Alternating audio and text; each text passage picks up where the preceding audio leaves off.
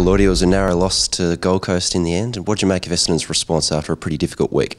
Oh, the effort was there, no doubt about that. I think it was two sides going at it who were desperate for a win. They've been few and far between for both clubs, and I thought they were pretty similar in that their effort was there for both clubs, but the skill level left a fair bit to be desired. So the effort was there. It was fantastic to see the Bombers kick 95 points, something that hasn't happened too often this year. But I suppose the balance of attack versus defence, and pushing hard forward, rolling on to play on, which Ego spoke about in the pre-game. But then when you turn the ball over, can you then defend, which probably got hurt too badly, too much on the defensive side of things. So I think that's a challenge. You look at the Western Bulldogs this year, you look at the way West Coast play, they're able to attack pretty hard but defend pretty well at the same time. So that's the challenge over the next couple of weeks and moving forward for next year.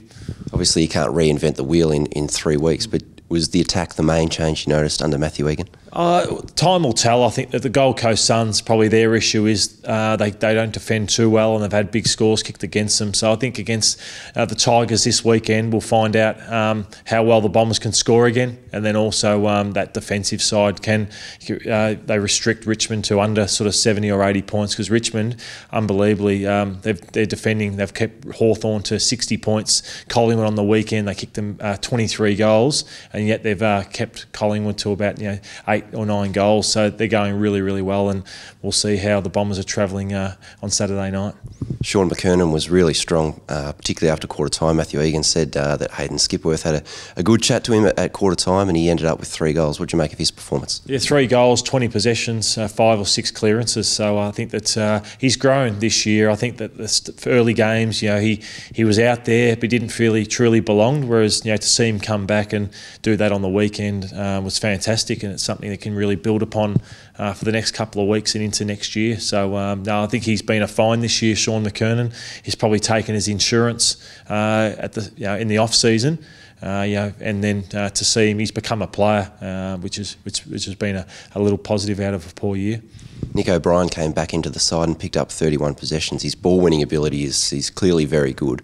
What do you think he needs to do as a player over the next year or two to really become a really solid first 18 contributor?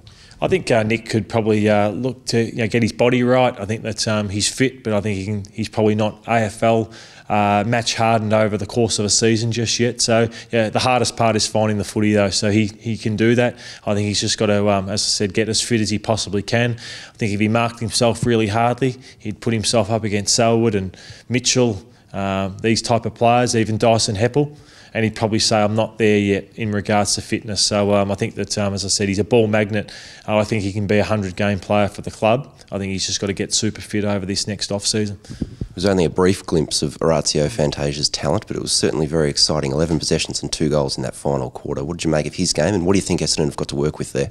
Well, we spoke a couple of weeks ago on the Lloyd Lowdown about the best side that might challenge it for the top 4, and a few probably raised their eyebrows. I had Fantasia in the side. I only named about 15 or 16 guys, so I think he's someone that has got the line-breaking speed that Essendon's craving for. He's got good skills and can kick goals, and he's an excitement machine. So I think that he's got all the tools there. He's just got to get a bit stronger. But I think I could see him playing 15 to 20 games next year. Hopefully he can finish the year strongly. Lloydie, thanks a lot for your time. Yeah, thanks, Simon.